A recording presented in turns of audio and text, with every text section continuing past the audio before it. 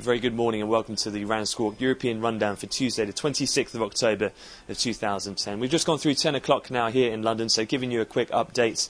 And a major release has been a forecast shattering UK advanced GDP estimate, which came in at a massive 0.8%, way above the expected 0.4%. The year-on-year at 2.8% has contributed into cable gaining around 100 pips in the last half an hour or so.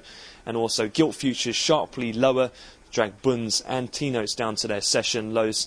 Much of the thinking now will be on whether that has tempered some of the expectation of forthcoming quantitative easing from the Bank of England, given that strength in their growth figures.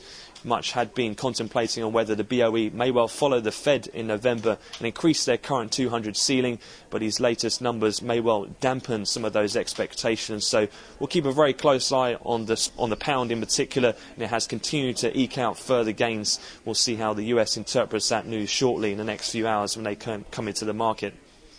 Looking forward, though, in terms of the things to come, it's going to be quite busy in terms of US economic data as well today.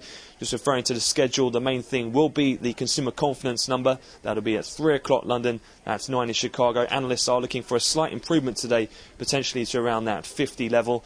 And then we've also got the housing price index and the Richmond Fed manufacturing index.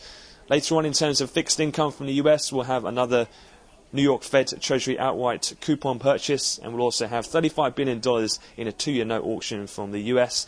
And one very interesting speaker of note will be Adam Poston. He's due to speak around 5 o'clock London time this afternoon. Following these very strong figures, obviously, as I've mentioned, much of the question marks will be on whether or not the Bank of England may delay that quantitative easing programme extension. Poston, of course, did vote to hike QE by £50 billion in the last meeting that the Bank of England had, so we'll keep a close eye on his comments. Again, he'll be due at 5 o'clock London time. That concludes the European opening wrap. We'll have another update to come at the European cash equity close this afternoon. For the time being, though, I wish you all a great trading day.